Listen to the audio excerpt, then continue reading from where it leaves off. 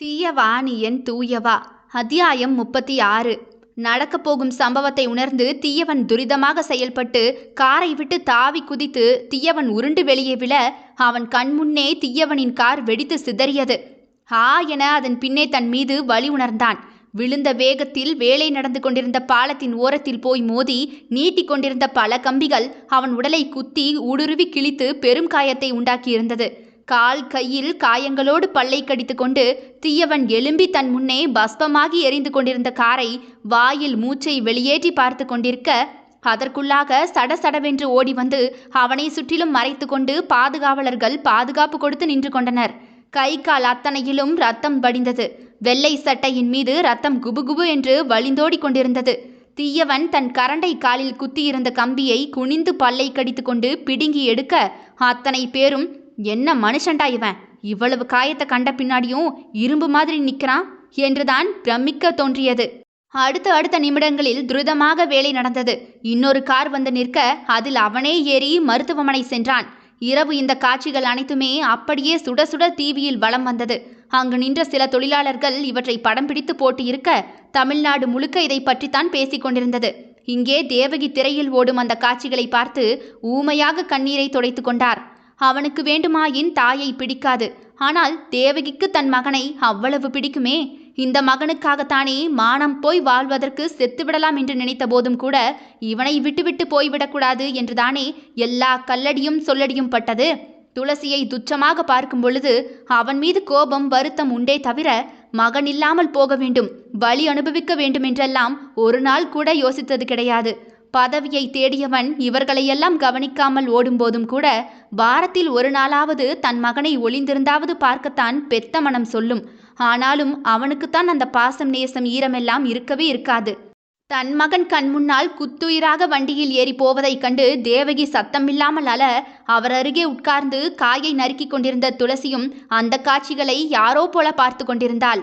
தேவகி ஓரக்கண்ணால் மருமகளை பார்க்க அவள் கண்ணில் அந்நியப்பட்ட பார்வை. துளசி கண்கள் கூட கலங்கவில்லை. ஏதோ படம் ஓடுவதைப் போல சர்வ சாதாரணமாக அந்த காட்சிகளை பார்த்தபடியே தன் வேலைகளை தொடர்ந்து கொண்டிருந்தாள் அவள். அவன் பொழைச்சுப்பானா துளசி? காலையில் வேலைக்கு போகணும் அத்தாச்சி, டிவி பார்த்து முடிச்சுட்டு சீக்கிரமாக போய் தூங்கு, 2 பாத்திரம் கிடக்கு, வேலைக்கு போட்டுட்டு நான் போய் படுக்கிறேன். துளசி கேட்டதற்கு பதிலே சொல்லாது எழும்பி போய்விட்டாள். அவனை பற்றிய பேச்சு கூட அவளுக்கு தேவையில்லை. அங்கோ மருத்துவமனையில் தீயவனின் உடைந்த எலும்புகள் கிழிந்த தசைகளுக்கு எல்லாம் சிகிச்சை முடிந்து வலது கால் வலது கை முழுக்க அசைக்க முடியாதபடி கட்டோடு தீயவன் படுத்து கிடந்தான். அவன் பிழைத்தது பெரும் பிழைப்புதான்.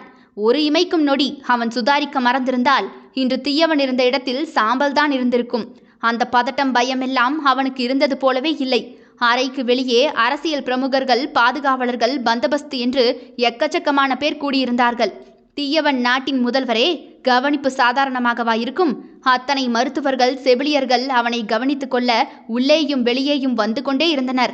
மருந்தின் வீரியத்திலிருந்து மயங்கி இருந்த தீயவன் பல மணி நேரம் கழித்து தன் கண்களை திறந்தான். சுற்றி நின்றவர்களை அவன் கண்கள் வட்டமடித்தது. அவனை சுற்றி அவனுக்கு மருத்துவம் பார்க்கும் மருத்துவர்கள் நின்றனர். Sir, are you okay now? பதில் சொல்லாது தன்னை குனிந்து பார்த்தான் அவன். அதான, தீயவனை சாய்க்கணும்னா இன்னொருத்தன் பிறந்துதான் வரணும் என்று இடது கையால் தன் மீசையை முறுக்கி கொண்டான் அவன். காட்ஸ் கிரேஸ் சார், கால் கையில் பட்ட கம்பி உங்க நெஞ்சில பாஞ்சிருந்தா பெரிய ரிஸ்க் ஆகியிருக்கும். கடவுள் புண்ணியமா? தீயவன் புண்ணியம். நான் சாகணும்னா நான் தான் முடிவெடுக்கணும், கடவுள் இல்லை என்றவனை பே என்றுதான் பார்த்து வைத்தனர் அனைவரும். எவன் என்னை முடிக்கிறதுக்கு நினைச்சானோ இந்த ஹாஸ்பிட்டலை விட்டு நான் வெளியே வரும்போது அவன் உயிரோடு இருக்கவே கூடாது என்று அதற்கான குண்டர்களை அழைத்து கூற, அப்படியே செஞ்சிடலாம் தலைவரே. எவன் மேலையெல்லாம் சந்தேகம் வருதோ அவனையெல்லாம் கழுத்தறுத்து போட சொல்லு.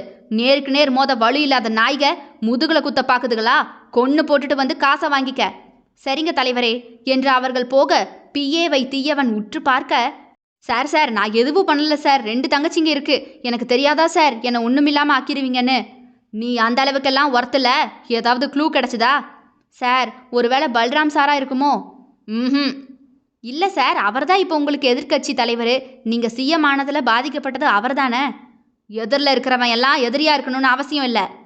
இல்லை சார், அவரு என் நண்பன் யாருன்னு நீ சொல்ல தேவையில்லை, புரியுதா? அவன் கண்ணில் தீ போல கண்டிப்பு வந்தது. Sorry sir. அப்புறம் என்ன சார், எப்போவுமே நீங்கள் ரொம்ப கவனமாக இருப்பீங்களே, எப்படி கவனம் இல்லாமல் காரில் ஏறினீங்க? உண்மை. தீயவன் எப்போதுமே தன்னுடைய பாதுகாப்பில் மிகவும் கவனமாக இருப்பான். இந்த காரில் போவேன் என்று சொல்வான். ஆனால் கடைசி நேரத்திலோ வேறு ஏதோ ஒரு காரில் ஏறுவான். அவன் எந்த காரில் வருவான், எதில் இருக்கிறான், இப்போது என்ன செய்து கொண்டிருக்கிறான் என்பது அவனோடு இருக்கும் பிஏவுக்கே தெரியாது. திடீரென்று ஆபீஸில் இருப்பான். வீட்டுக்கு போக வேண்டும் என்றதுமே பிஏ வீட்டிற்கு வண்டியை விட்டால் பாதி வழியில் அந்த தெரு வழியாக போ, வேண்டாம் வேண்டாம் மறுபடியும் ஆபீஸ் போ என்று வழியை மாற்றிக்கொண்டே இருப்பான். அவன் யார் கண்ணுக்கும் சிக்க மாட்டான். இவன் இங்குதான் இருப்பான் என்று யோசித்து வியூகம் கூட அவனுக்கு வகுக்க முடியாது. அவன் மனதில் உள்ள யோசனைகளை, செயல்பாடுகளை சும்மா கூட கணிக்க முடியாத அளவு கூர்மையில் கூடியவன் அவன். அவன் இந்த மரண கண்ணியில் சிக்கியது யாரும் எதிர்பார்க்காதது. ஏன், அவனும் கூட எப்படி கோட்டை விட்டேன் என்றுதான் யோசித்துக் கொண்டிருந்தான். விபத்து நடந்த அன்று தீயவன் இறுதியாக வீட்டை விட்டு வெளியே வரும்பொழுது கடைசியாக அவன் கண்ட காட்சியோ இதுவே.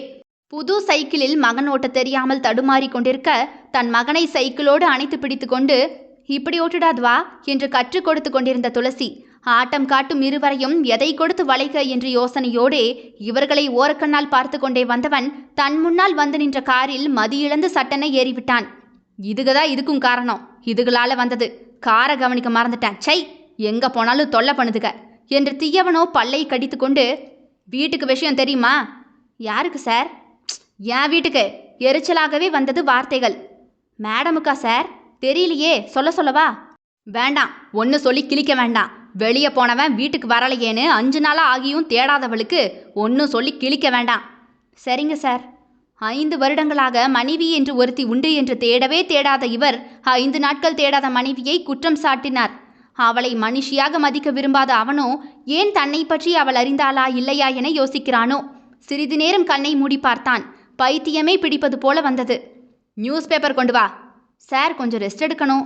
எனக்கு தேவைன்னா ரெஸ்ட் எடுக்க தெரியும். பேப்பரை கொண்டு வாங்க. சார், கையை அசைக்கக்கூடாது. சார், அதை செய்யக்கூடாது, இதை செய்யக்கூடாது என்று சிங்கத்தை கூண்டில் கட்டி போட்டது போல ஆகிவிட்டது. இதையெல்லாம் விட அவனை சுற்றி அங்குமிங்கும் அலையும் இந்த செவிலியர்களையும் மருத்துவர்களையும் பார்த்தால் அவனுக்கு அப்படியே தலையை பீய்த்து கொண்டு எரிச்சல் வந்தது. சொல்லப்போனால் இத்தனைக்கும் அவன் பெருமைதான் பட்டு இருக்க வேண்டும். ஆனால் பாத்தியா, என் கையை பிடிக்கிறதுக்கு ஒரு ஆளு, காலை பிடிக்கிறதுக்கு ஒரு ஆளு. நான் தும்பனா என்னை சுற்றி 100 பேர். நான் முதல்வரடா என்று மார்த்தட்ட வேண்டியவனோ இந்த அந்நிய நபர்களை கண்டு எரிச்சலில் கத்தி கத்தி தொண்டை வலி எடுத்து போனது. ஒவ்வொரு முறை வாசல் கதவு திறக்கும் போதும் ஏன் என்று தெரியாமலேயே தீயவன் வாசலை எட்டி பார்த்து கொண்டிருந்தான். அவனுக்கு எப்படி தெரியும் அவன் இந்த அந்நியர்களை தேடவில்லை? இந்த படோடபம், பந்தபஸ்து, பகட்டு இது எல்லாம் அவனுக்கு தேவையே இல்லை. ஏதோ ஒன்று தேவைப்பட்டது. யாரோ தேவைப்பட்டார்கள். மருந்தின் வீரியத்தில் தூங்கி கொண்டிருந்தவன் காதுகளில் பழக்கப்பட்ட ஒரு குரல். பல்ராம் வந்திருக்கேன்னு சொல்லுங்க. அவர் வேண்டாம்னு சொன்னா நான் வெளியே போயிடுறேன் என்றதுமே தூங்கி கொண்டிருந்தவன் சட்டென கண்களை திறந்து விட்டான். சார், ஏற்கனவே இன்வெஸ்டிகேஷன்லாம் போயிட்டுருக்கு. இப்போ நீங்கள் எதிர்க்கட்சி தலைவர் வேற.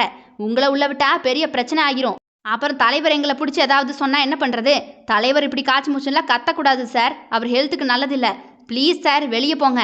எதுவாக இருந்தாலும் சார் முழிச்சக்கப்புறமா வாங்க என்று பாதுகாவலுக்கு நின்ற அதிகாரிகள் பல்ராமை அனுப்ப பார்க்க 5 நாட்களாக மருத்துவமனையில் மண்டை காய்ந்து போய் கிடந்தவனுக்கு இப்போதுதான் வறண்ட நாவில் ஒரு சொட்டு நீர் பட்டது போன்ற உணர்வு வந்ததுவோ. அவன் திறந்த கண்கள் பளிச்சென்று பூத்தது. இதையெல்லாம் அவன் புறம் உணர்ந்தது. அகம் உணர்ந்ததா? ஏய், அவனை வர சொல்லு என்று உள்ளிருந்தே செவிலியரிடம் கூற அப்படியே அவர் வெளியே போய் கூறவும் பல்ராம் கடகடவென்று உள்ளே ஓடி வந்தான். என்ன பேசுவதென்று தெரியாமல் அவனும் இவனும் அமைதியாகவே ஒருவர் உருவத்தை ஒருவர் பார்த்து கொண்டிருந்தனர். 5 நாளாக உன்னை பார்க்க ட்ரை பண்ணுறேன் தீயவா. ஏன், இருக்கனா செத்தனான்னு பார்த்துட்டு போகவா? நீ செத்தாதான் அழுதுட்டு போயிருக்கலாமே.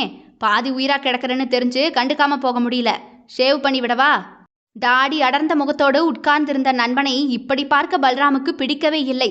சார், ஷேவ் பண்ணி விடவா என்று 2 நாட்களாகவே அதற்கு என்று ஆட்கள் வரத்தான் செய்கின்றனர். இவன்தான் மறுத்து கையசைத்து விட்டான். சாப்பாடு வேண்டாம், மருந்து வேண்டாம், வலி மருந்து வேண்டான்னு எதையுமே எடுக்க மாட்டேங்கிறாரு சார். ராத்திரி வலியில அணைத்துக்கிட்டே இருக்காரு. ஏதாவது வலி ஊசி போட வந்தா திட்டுறாரு. மருத்துவரிடம் அவன் நிலை கேட்ட பல்ராமுக்கு ஐயடா, இவன் என்ன சின்ன பிள்ளையா என்றுதான் தோன்றியது. அதன் பிறகே என்ன ஆனாலும் பரவாயில்லை என தீயவனை தேடி வந்தது. அவன் தாடியை வெட்டி கொண்டிருக்க தீயவன் கண்ணை மூடி தலையை சாய்த்து வைத்திருக்க பல்ராம் ஃபோன் தொடர்ந்து அடிக்கவுமே ஃபோனை ஸ்பீக்கரில் போட்டான். அப்பா, எங்க போன? பல்ராமின் மகள் நயகரா குரல். அப்பா, தீயவன் மாமாவை பார்க்க வந்தண்டா. அம்மா, மாமாவை பார்க்க தான் போயிருக்கான். இந்தா பேசு. தாயிடம் ஃபோன் போனது. என்னங்க? சொல்லு பிரியா. நல்லா இருக்காரா? ம் தப்பிச்சிட்டான். என்ன பிரியா, நீங்கள் சாப்பிட்டீங்களா? மணி 3 ஆகி போச்சு, அதான் ஃபோன் போட்டேன். பசிக்கல பிரியா. சாப்பிடாம கிடக்கக்கூடாதுன்னு எத்தனை தடவை தான் சொல்கிறது ராம்? அவரை பார்த்துட்டு அப்படியே கட்சி ஆஃபீஸ் போகாமல் வீட்டுக்கு வந்து சாப்பிட்டுட்டு போங்க. நீ சாப்பிட்டியா? என்னைக்கு நீங்கள் இல்லாமல் நான் சாப்பிட்ருக்கேன்? வாங்க சேர்ந்து சாப்பிடுவோம். ஏய், இவ்வளவு நேரமாக சாப்பிடாம என்ன பண்ணுற என்ற பல்ராம் ஃபோனோ பறந்து போய் தரையில் விழுந்தது. தீயவன் தான் தட்டி விட்டிருந்தான். பல்ராம் நண்பனை யோசனையாக பார்த்து கொண்டே, தெரியாம கைப்பற்றுச்சா தீயவா? இல்ல தெரிஞ்சே தான் தட்டி விட்டேன். பொண்டாட்டி புள்ளைங்க கிட்ட வெளியே போய் கொஞ்சு. டேய் வெளியே போடா, பெரிய பொண்டாட்டி புள்ள இவனுக்கு மட்டும்தான் இருக்கான் எரிச்சலை கிளப்பிக்கிட்டு என்று கூறிவிட்டு நொண்டி நொண்டி குளியலறை போன தீயவனை ஊமையாக பார்த்து பல்ராம் சிரித்தான். இதாண்டா வேணும், பொறாம பிடிச்ச அவி. அப்பதான் உன் குடும்பம் எது, உன் தேடல் எதுன்னு உனக்கே தெரியும். தனியா கடந்து சாவு, அப்பதான் உறவுகளுடைய அருமையே தெரியும் என்று பல்ராமும் அவனை தனியாக விட்டுவிட்டு நகர்ந்து விட்டான். ராஜ கவனிப்பு. ஆனால் தீயவன் மட்டும் வெறுமை தேங்கிய கண்ணோடு உட்கார்ந்திருந்தான். சார், நாளைக்கு டிஸ்சார்ஜ் என்றதுமே சட்டென அவன் முகத்தில் ஒரு ஒளி வந்தது. உங்க வீட்டுக்கு போகணுமா இல்ல கவர்மெண்ட் உங்களுக்கு தந்திருக்க மாளிகைக்கு போகணுமா சார்? என் வீட்டுக்கு போகணும். தனியா கடந்து கடந்து மண்டை வெடிச்சாப்புல இருக்கு. மணியை பார்த்தான் அவன். எப்போதடா அடுத்த நாள் வரும் என்று. இத்தனை வருடமும் தனிமையாகத்தான் வாழ்ந்தான். அன்று இனித்த தனிமையோ இன்று கசக்க காரணம் என்னவோ? தொடரும். இதனுடைய அடுத்த அத்தியாயம் நாளை இரவு 7 மணிக்கு வந்துடும். கேட்க தவறாதீர்கள் மக்களே. தீயவா நீ என் தூயவா. விடை பெறுகிறேன். நான் உங்கள் ஆர்ஜே தியா.